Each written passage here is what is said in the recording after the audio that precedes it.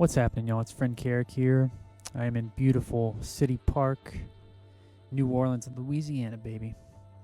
And I had the pleasure and honor to be included in the Roland 404-day SP Takeover live stream about a week ago. And got to put together a live set for that, and it got me thinking about just certain philosophical tips, I guess, for building a set. So I wanted to go over some of those today. Not like, how to set the reverb, how to set the delay, but how to prepare for a set, what happens during a set, stuff like that.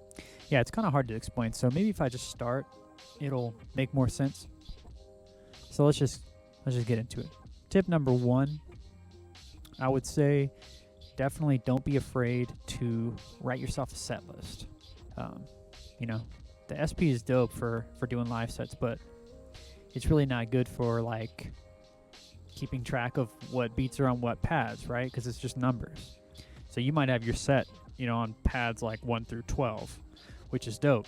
But say you get to the venue and they're like, yo, I know we had you for 30 minutes or whatever, but it's actually going to be 15. Or I know we had you for 30 minutes, but it's going to be 45. If you have a set list written, you can kind of look and be like, okay, well, I was going to play 12 beats, but now I got to cut it to 6, but I want to make sure it's the 6 ones that I really want people to hear, right? So it's easy to do that. Or if you're unorganized like me and you have your tracks, split out over a bunch of different banks, the set list, just a little piece of paper that you wrote down on, can really save you, and it can make your sets better, make you feel more prepared. If you get up there on stage and you're nervous, you might forget. You might think you have everything memorized, but when you get up on stage, it's different. Other cool thing about it can be a little keepsake. Recently I found an old set list of mine from 2017 or so in an old notebook, and it was pretty dope. It was kind of a flashback, blast from the past. And I was seeing all the beats that I played back then live, and really happy that I ended up scrapping the tape that they were all going to be on, because I think I would have been, it was a transitory time in my sound. I'm happy I didn't release it. If you heard them live, good on you.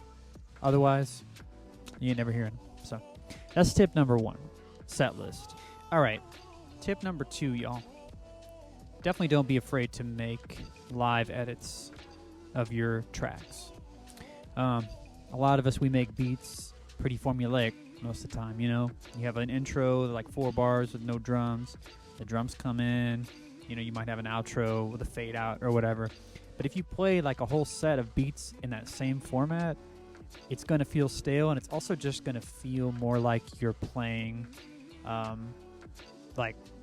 you're just pressing a button and playing a beat and moving on.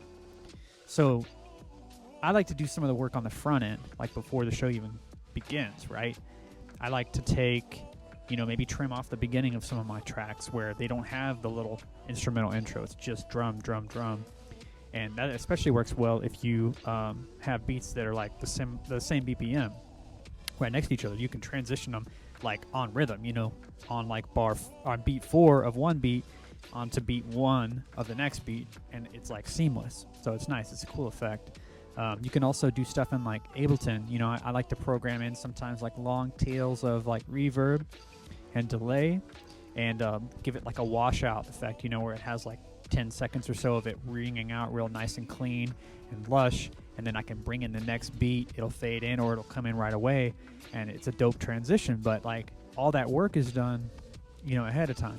It is bright as hell out here right now, man. Shit. But I'm gonna keep going for y'all.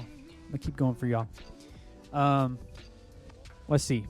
Okay, tip number 4. This is the most important thing in the video. I'm not even gonna lie. This is the most important thing in the video. And we're going to talk about what happens if you make a mistake during a set.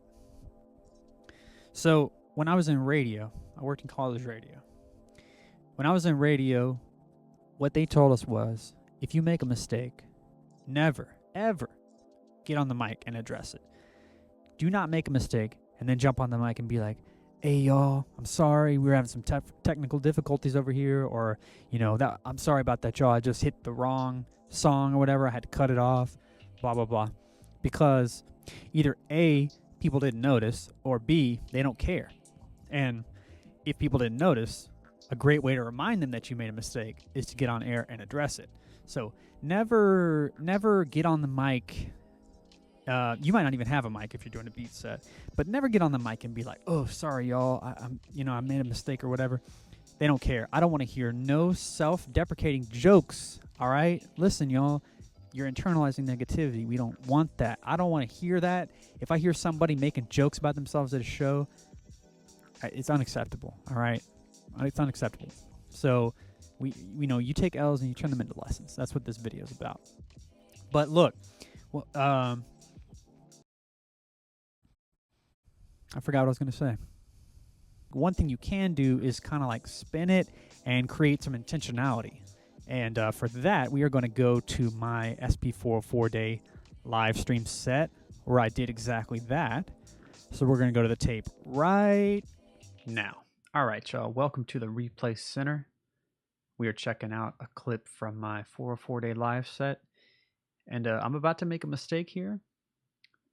And let's just listen, and I'll explain after. Okay,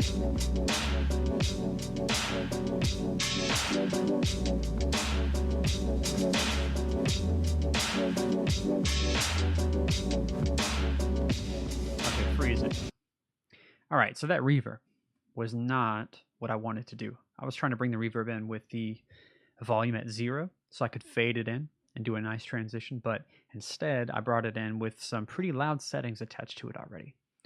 So that was my mistake, and we're going to see how I handled it, because I think I played it off pretty well, so let's watch.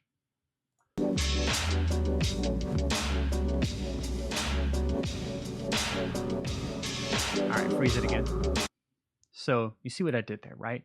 I played it once on accident, but instead of just letting it lie, I actually played it a couple more times, triggered the reverb, that is, rhythmically, along with the beat, and made it into an intentional effect. So this is a great little strategy for if you're playing your set and you make a small error.